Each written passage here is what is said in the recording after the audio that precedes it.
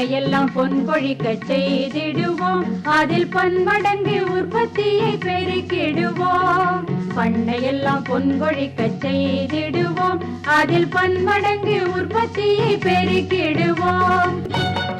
உழவர் உலகம். கண்மணி பொல்லல் மணியை வளர்த்திடவே நாடும் கருத்துரைக்கும் ஒலிபரப்பை கேட்டிடுவோம். கண்மணி பொல்லல் மணியை வளர்த்திடவே நாடும் கருத்துரைக்கும் ஒலிபரப்பை கேட்டிடுவோம். இங்கதானே அந்த பாத்திரத்தை வச்சுட்டு போனேன், எங்க எடுத்துட்டு போயிட்டாங்க? ஒரு பொருளை வச்ச இடத்துல திரும்பவும் பார்க்க முடியாது என் அத்தை கிட்ட. என்ன மருதாணி, உனக்குள்ளேயே முணுமுணுத்துட்டு இருக்கிற? கொஞ்சம் சத்தமாக தான் பேசு, அப்பதானே எனக்கும் கேட்கும். வந்துட்டாங்களா? நான் மனசுல என்ன நினைக்கிறேன்னு ஆராய்ச்சி பண்றதே உங்களுக்கு வேலை. ஏன் புள்ள, என்ன ஆச்சு? நான் கேட்டுக்கிட்டே இருக்கேன், பதிலே பேச மாட்டேன். அதெல்லாம் ஒன்றும் இல்லை அத்தை, பாத்திரத்துல தயிர் ஊற்றி வச்சிருந்தேன், இப்போ அந்த பாத்திரத்தை இங்க காணோம், அதான் தேடிக்கிட்டு இருக்கேன். நீங்க பாத்தீங்களா? அதுதானா விஷயம். நம்ம பக்கத்து வீட்டு பட்டு இருக்கால்ல, அவங்க வீட்டுக்கு விருந்தாளிகள்லாம் வந்திருக்காங்களாம். தயிர் வேணும்னு கேட்டா, அதான் கொடுத்துட்டேன். அம்புட்டு தைரியமா கொடுத்துட்டீங்க? ஏம்மா மருதாணி, தயிருக்கான காசு அவ கொடுத்துட்டா. அதோ அங்கே நான் வச்சிருக்கேன் பாரு. நீ இப்போ மனசுக்குள்ள என்ன நினைக்கிறேன்னு எனக்கு தெரியுது. என்னடா நாம கஷ்டப்பட்டு தயிர் தயாரித்து வச்சிருக்கோம், கொஞ்சம் கூட நம்மளை கேட்காம இப்படி எல்லாத்தையும் எடுத்து கொடுத்துட்டாங்களேன்னு தானே யோசிக்கிறேன். அதெல்லாம் ஒன்றும் இல்லை அத்தை, நீங்க எது செஞ்சாலும் அது சரியா தான் இருக்கும். ஏன் புள்ள மருதாணி, நீயா பேசுற? என்னால் கொஞ்சம் கூட நம்ப முடியல. ஏன் அத்தை அப்படி சொல்றீங்க? சும்மா தான் சொன்னேன். சரி சரி, தொழுவத்தில் மாடுகளுக்கு தீவனத்தை கொடுத்துட்டியா? இப்பதான் அத்தை அங்க போய் எல்லா வேலையிலும் முடிச்சுட்டு மாடுகளுக்கு தீவனத்தையும் கொடுத்துட்டு வந்த அத்தை.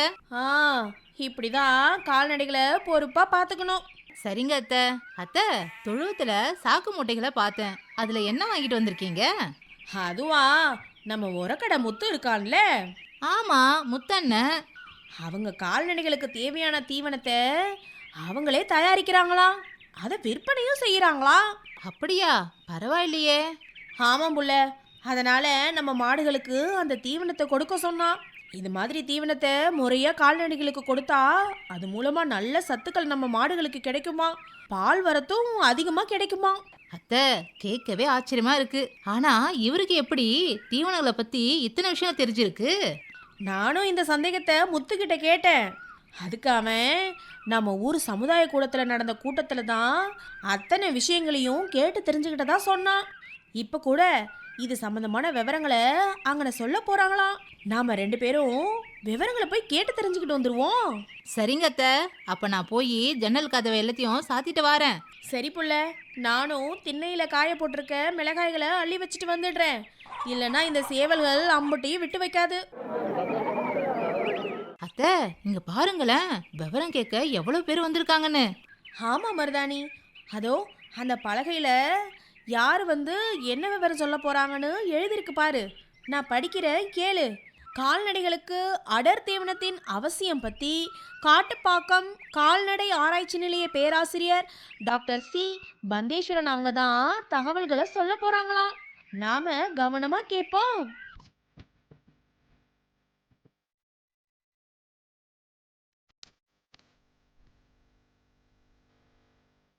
பசுந்தீவனம் மற்றும் நார்ச்சத்து மிக்க வேளாண் கழிவுப் பொருட்களான வைக்கோல், சோளத்தட்டை போன்றவைகளால் பூர்த்தி செய்ய இயலாத சத்துக்களை அடர் தீவனங்கள் மூலம் கால்நடைகளுக்கு அளித்து அதன் ஊட்டச்சத்து தேவையை பூர்த்தி செய்வது மட்டுமின்றி அதன் உடல்நலனை பாதுகாப்பதோடு உற்பத்தி திறனை அதிகரித்து அதிக லாபம் அடையலாம். கால்நடைகளில் தீவனம் அதன் உடல் வளர்ச்சிக்கும் இனவிருத்திக்கும் பால் உற்பத்திக்கும் தேவையான அடிப்படை ஊட்டச்சத்துக்களை கிடைப்பதற்காக தேவைப்படுகிறது.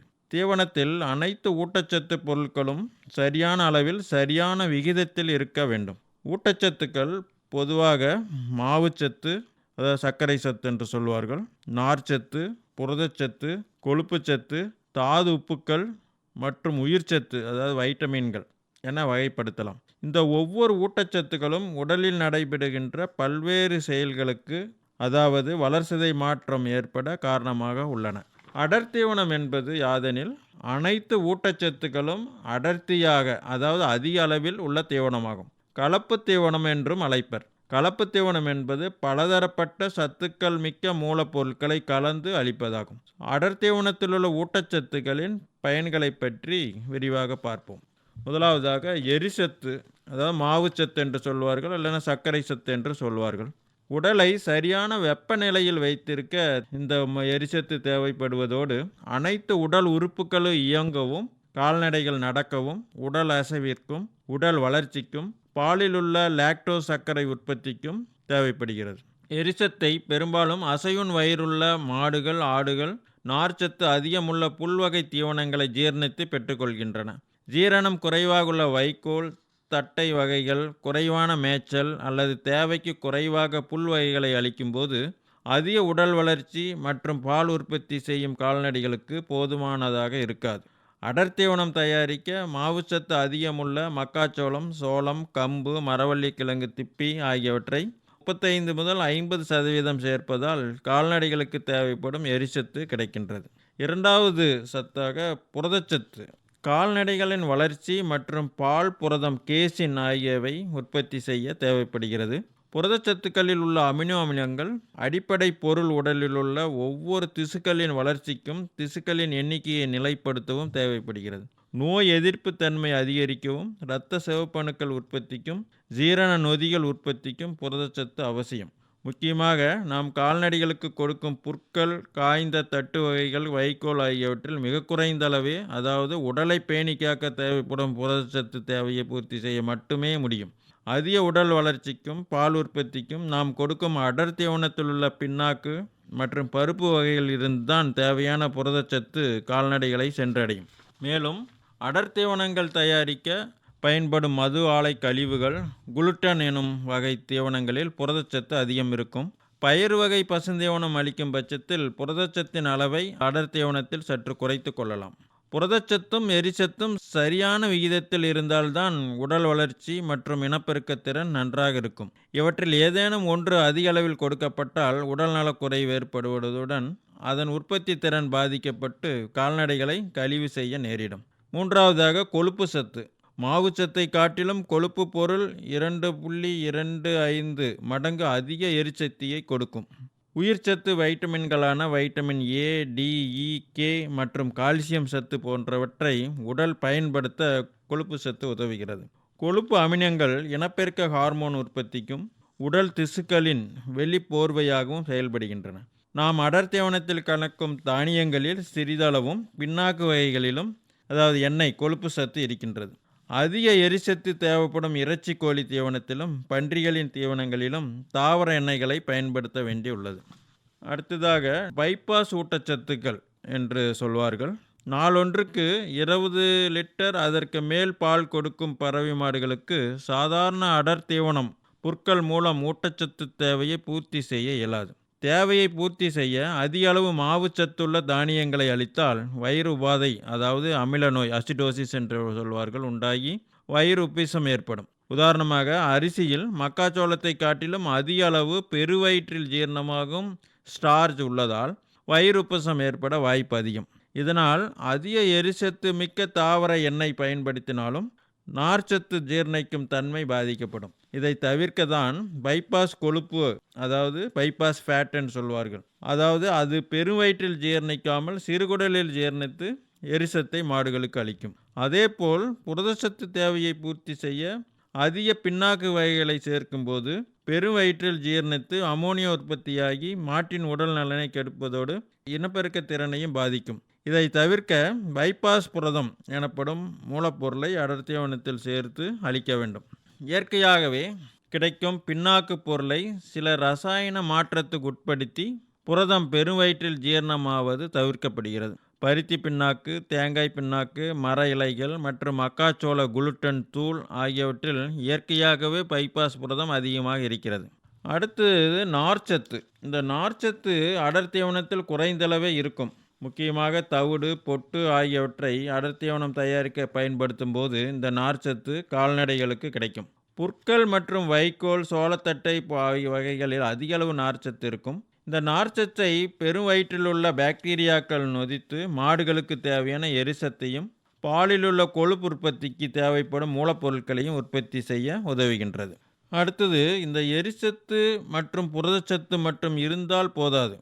இவ்விரண்டையும் உடலில் உட்கிரகிக்க தாதுப்புக்கள் மற்றும் வைட்டமின் சத்துக்கள் தேவைப்படுகிறது. பல வகையான தாதுப்புக்கள் மற்றும் வைட்டமின்கள் உள்ளன. இவற்றில் ஏதேனும் ஒன்று குறைந்த அளவில் கிடைக்கப் பெற்றாலும் நாம் கொடுக்கும் எரிசத்து மற்றும் புரதச்சத்தை உடல் உபயோகப்படுத்த இயலாது. உடலில் நடைபெறும் அனைத்து உயிர் வேதியியல் மாற்றங்களுக்கும், பல்வேறு செயல்பாட்டு திறனுக்கும், எலும்பு வளர்ச்சிக்கும், பால் மற்றும் இறைச்சி உற்பத்திக்கும் தாதுப்புக்கள், வைட்டமின்கள் மிகவும் அவசியம். அடர்த்தீவனத்தில் கலக்கப்படும் மற்ற செயற்கை பொருட்கள், அடிட்டிவ்ஸ் என்று சொல்வார்கள், கால்நடைகளின் வயிறு செரிமானத்திற்கும் நோய் எதிர்ப்பு தன்மை அதிகரிக்கவும், நச்சுப் பொருட்களை கட்டுப்படுத்துதல், முன்கூட்டியே நுண்ணுயிர்களால் ஏற்படும் நோய்களை கட்டுப்படுத்துதல், கொழுப்பு அமிலங்கள் கெடாமல் இருக்க பலதரப்பட்ட செயற்கை பொருட்கள் மிக குறைந்த அளவில் சேர்க்கப்படுகின்றன. சரியான முறையில் கால்நடைகளுக்கு அடர்த்தீவனம் அளிக்கும் போது ஊட்டச்சத்து குறைபாடுகளால் ஏற்படும் பால் காய்ச்சல், கீட்டோசிஸ், மடிநோய் ஆகியவற்றை தடுக்கலாம். மேலும் தேவைக்கு அதிகமாக மாவுச்சத்து மற்றும் புரதச்சத்தை அளிப்பதையும் தவிர்க்க வேண்டும். அஜீரண கோளாறை தவிர்க்க அடர்த்தீவனத்தை மாடுகளுக்கு அளிக்கும் போது இருவேளையாக பிரித்தோ அல்லது நறுக்கப்பட்ட பசுந்தீவனம், உலர்த்தீவன புற்களுடன் கலந்தோ அளிக்கப்பட வேண்டும். மக்காச்சோள சைலேஜுடன் சேர்த்தும் அளிக்கலாம். இதைதான் முழு தீவனம் அல்லது டிஎம்ஆர் என்று கூறுகின்றனர். கோழிகளுக்கும் பன்றிகளுக்கும் முழு தீவனமே அடர்த்தீவனம் தான். ஆகவே அதன் வயது மற்றும் உற்பத்தி நிலை ஆகியவற்றை கருத்தில் கொண்டு அதற்காக பரிந்துரைக்கப்பட்ட அடர்த்தீவன வகையை கொடுக்க வேண்டும்.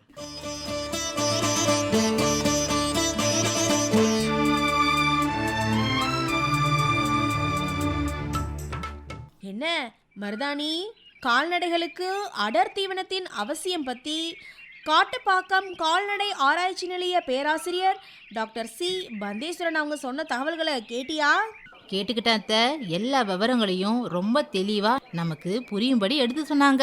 நல்லா சொன்ன மருதாணி. இனிமே நாம இவங்க சொன்ன முறைப்படி கால்நடைகளுக்கு தீவனத்தை கொடுக்குற வேலைகளை ஆரம்பிக்கணும். கண்டிப்பா அத்தை. இப்ப புரியுது முத்தண்ணன் எப்படி ஆடு மாடுகளை வளர்க்குறாருன்னு. ஆமாம் புள்ள, இவங்க சொன்ன வழிமுறைகளை கடைபிடிக்கிறதுல கண்ணும் கருத்துமா இருக்கணும். சரிங்க அத்தை, வாங்க போவோம். பிள்ளைங்க வீட்டுல நமக்காக காத்துக்கிட்டு இருப்பாங்க. ஆமா ஆமா, நம்ம சின்னவாண்டு ராசு இருக்கான்ல, அவனுக்கு நம்ம வீட்டில் இல்லைன்னு தெரிஞ்சா போதும், வச்ச பொருள் வச்ச இடத்துல இருக்காது, அம்புட்டையும் களைச்சி போட்டுருவான். உங்க குணம் தானே உங்க பேரனுக்கு இருக்கும். என்ன புள்ள திரும்பவும் முணுமுணுக்கிற? அட அதெல்லாம் ஒண்ணும் இல்ல அத்தை. வாங்க வாங்க போவோம். எதுக்கு வம்பு எனக்கு?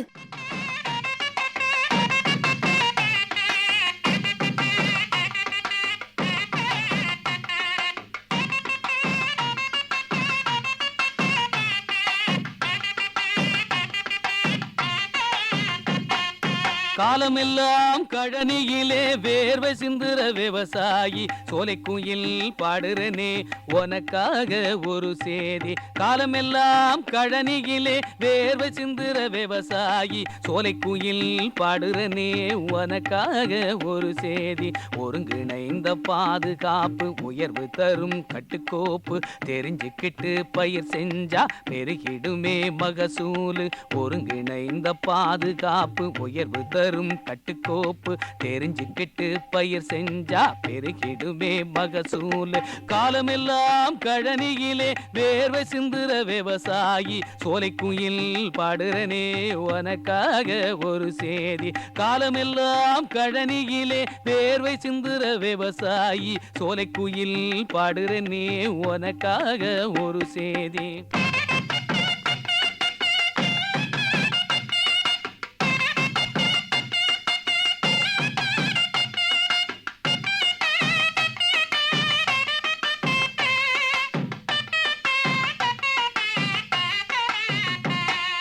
பக்குவமா வயல பார்த்து உழ வேணும், பக்குவமா வயல பார்த்து உழ வேணும். கூட்டு புழுவ கச்சிதமா பொறுக்கி எடுத்து களைய வேணும். பக்குவமா வயல பார்த்து உழ வேணும். கூட்டு புழுவ கச்சிதமா பொறுக்கி எடுத்து களைய வேணும். பூச்சி எதிர்ப்பு ரகங்களையே விதைக்க வேணும். பூச்சி எதிர்க்கும் ரகங்களையே விதைக்க வேணும். பயிர் சுழற்சி முறைய கடைப்பிடிக்க வேணும். பூச்சி எதிர்க்கும் ரகங்களையே விதைக்க வேணும். பயிர் சுழற்சி முறைய கடைப்பிடிக்க வேணும். காலமெல்லாம் கழனியிலே பார்வை சிந்துற விவசாயி சோலைக்குயில் பாடுறனே உனக்காக ஒரு சேதி. காலமெல்லாம் கழனியிலே வேர்வை சிந்துற விவசாயி சோலைக்குயில் பாடுறனே உனக்காக ஒரு சேதி.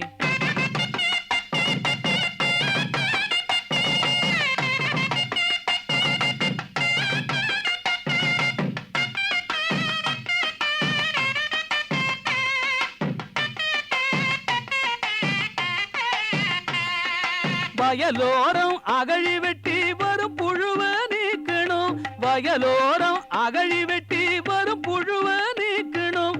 ஒட்டுண்ணியும் கட்டணும், வேப்பண்ணையும் தெளிக்கணும். ஒட்டுண்ணியும் கட்டணும், வேப்பண்ணையும் தெளிக்கணும். விளக்கு பொறி இன கவர்ச்சி பொறி அமைக்கணும்.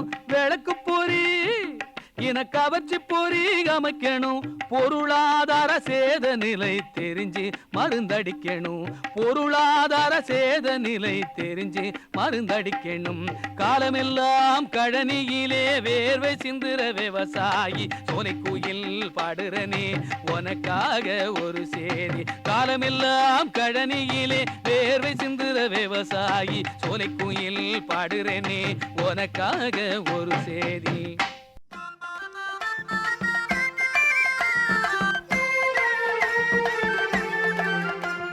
விவசாயிகளே, இந்த ஆண்டிற்கான கோமாரி நோய் தடுப்பூசி பணி குறித்து சென்னை கால்நடை நோய் நிகழ்வியல் மைய முதன்மை நோய் நிகழ்வியல் அலுவலர் டாக்டர் எஸ்.ஜி. கனகசுகிலா அவர்கள் வழங்கும் தகவல். நேயர்களுக்கு வணக்கம். தமிழ்நாடு அரசு கால்நடை பராமரிப்புத்துறை மூலம் ஒவ்வொரு வருஷமும் கோமாரி தடுப்பூசி 6 மாத இடைவெளியில் வருஷத்துக்கு 2 முறை போடப்பட்டு வருகிறது. அது உங்களுக்கு எல்லாருக்குமே தெரிஞ்சது தான். ஏன்னா ஏற்கனவே சுழற்சியில் 8 முறை நம்ம போட்டாச்சு.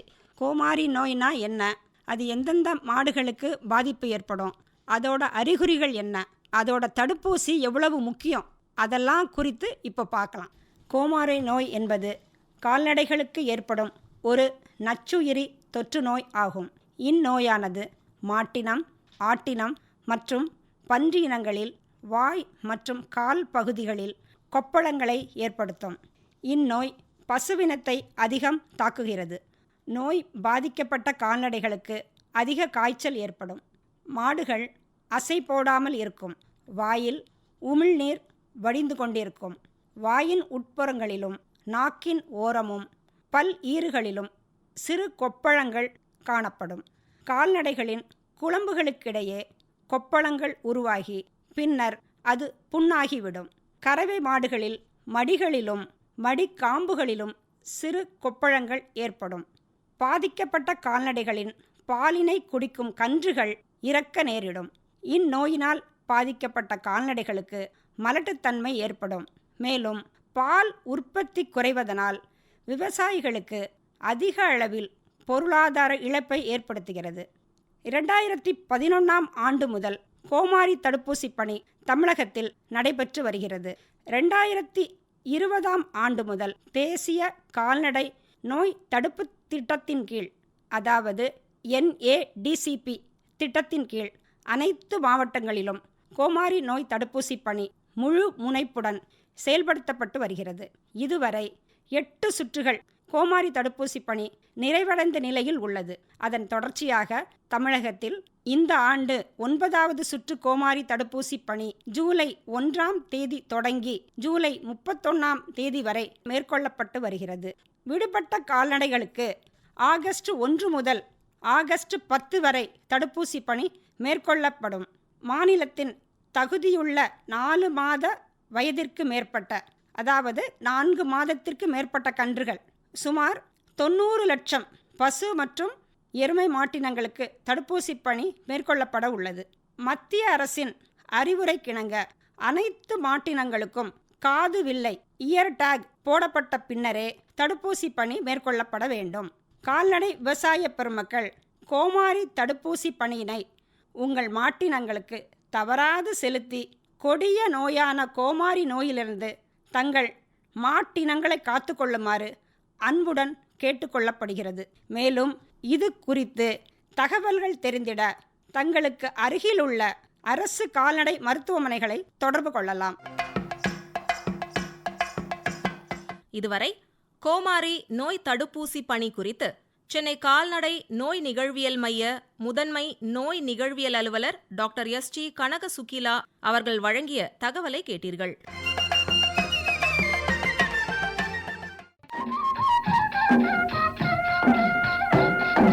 அடுத்து வருவது வேளாண் செய்திகள்.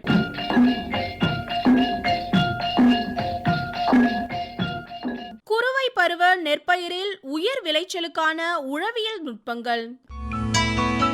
குறுவை பருவத்தில் உழவர்கள் குறுகிய கால வயதுடைய நெல் ரகங்களை பயிரிடுவர். இந்த பட்டத்திற்கு உகந்த ரகங்கள் ஆடுதுறை 36, 37, 43, 45, 53, 55, 57 மற்றும் TKM 9, 15, அம்பை 16, திருச்சி 2, 5, கோ 51, 54, 55, திருப்பதி சாரம் 5, மதுரை 6, கோ RH 3 என்ற வீரிய ஒட்டுநெல் ஆகும். இதற்கான நாற்றங்கால் பரப்பை பற்றி தெரிந்து கொள்வோம். 1 ஏக்கர் நெற்பயிர் நடவிற்கு 8 சென்ட் தண்ணீர் வசதியுடன் கூடிய நிலம் தேவை.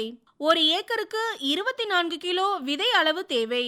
விதை நேர்த்தியானது பேசில்லஸ் சப்டிலிஸ் 1 கிலோ விதைக்கு 10 கிராம் என்ற அளவில் 1 லிட்டர் நீரில் கரைத்து 10 மணி நேரம் விதையை ஊற வைத்து நீரை வடிகட்டி பின்னர் விதைக்க வேண்டும். இம்முறையினால் இளம் வயதில் பாதிக்கக்கூடிய நோய்களிலிருந்து 40 நாட்கள் வரை பாதுகாப்பு கிடைக்கும். அசோஸ்பைரில்லம் மற்றும் பாஸ்போபாக்டீரியா ஆகிய நுண்ணுயிர் உரங்களை தலா 1 பாக்கெட் வீதம் போதுமான அளவு தண்ணீருடன் சேர்த்து விதைகளை விதைப்புக்கு முன் 1 நாள் முழுவதும் ஊற வைத்து பின்பு விதைக்க வேண்டும். இந்த உயிர் உரங்கள் பயிருக்கு ஊட்டச்சத்தை கொடுக்கிறது. இதன் மூலம் 25% உரத்தை குறைக்கலாம். நடவு வயல் பராமரிப்பை பற்றி தெரிந்து கொள்வோம். முதலாவதாக நிலம் தயாரித்தல்.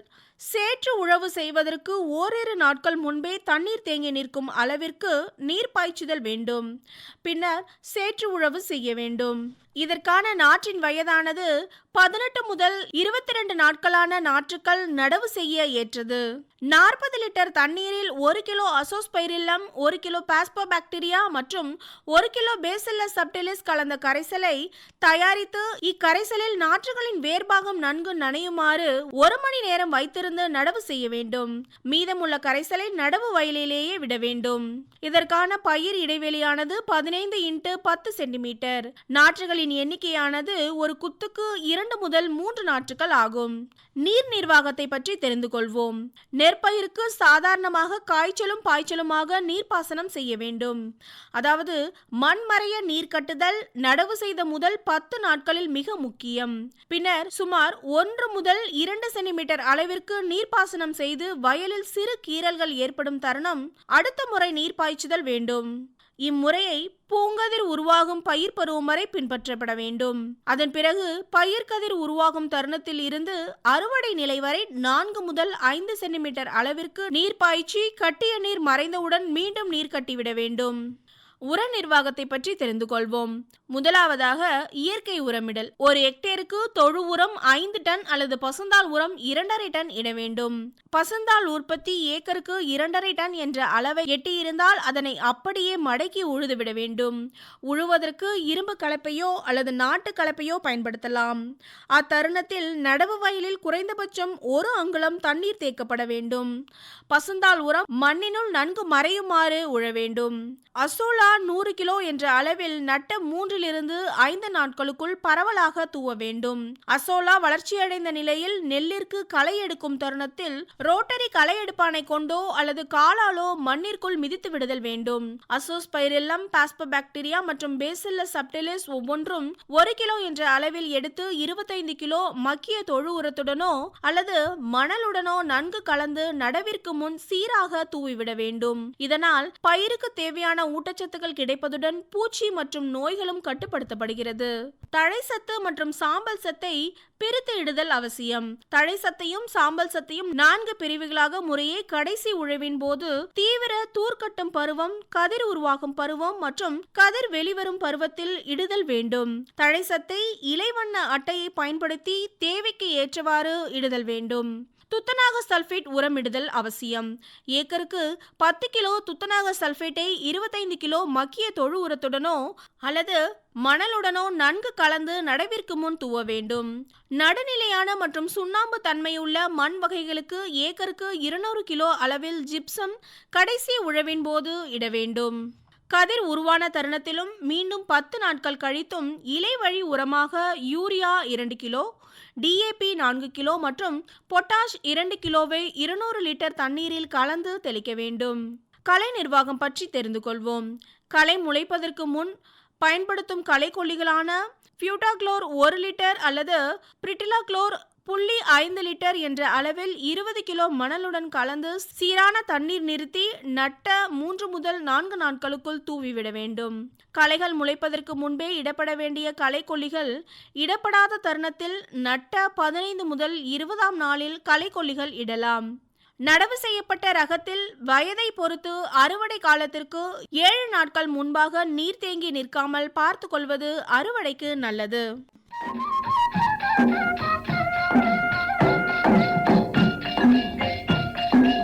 இதுவரை வேளாண் செய்திகள் கேட்டீர்கள்.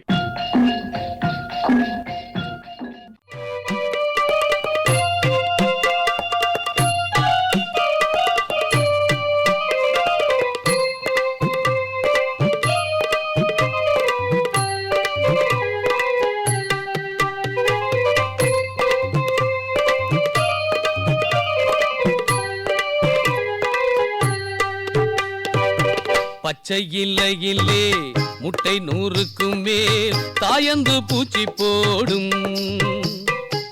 பச்சை இலையிலே முட்டை 100க்கும் மேல் தாயந்து பூச்சி போடும்.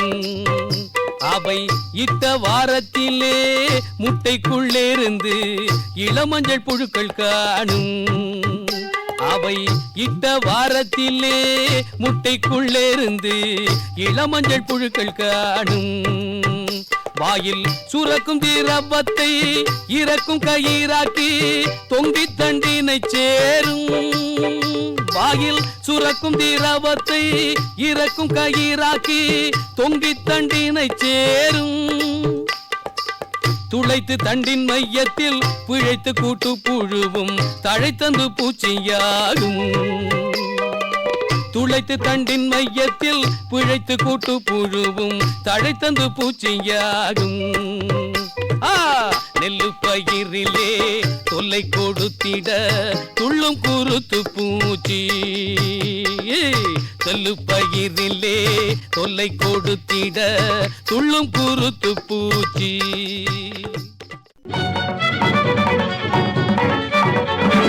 உண்ணும் பொருள் அத்தனையும் விளைத்திடுவோம், நித்தம் உழைப்பால் நில மகளை வணங்கிடுவோம். அமைப்பில் உதவி பி. சண்முகப்பிரியா. உண்ணும் பொருள் அத்தனையும் விளைத்திடுவோம், நித்தம் உழைப்பால் நில மகளை வணங்கிடுவோம். அமைப்பு எஸ். முருகேசன். பொட்டலையும் பூம்பொழிலாய் திருத்திடுவோம், அதற்கு புத்தம் புது முறைகளையும் புகுத்திடுவோம். பொட்டலையும் பூம்பொழிலாய் திருத்திடுவோம், அதற்கு புத்தம் புது முறைகளையும் புகுத்திடுவோம். இத்துடன் இன்றைய உழவர் உலகம் நிகழ்ச்சி நிறைவு பெறுகிறது. பட்டி தொட்டி சொர்க்கமாக பாடுபட்டே நம் பாரத சமுதாயத்தை உயர்த்திடுவோம். பட்டி தொட்டி சொர்க்கமாக பாடுபட்டே நம் பாரத சமுதாயத்தை உயர்த்திடுவோம்.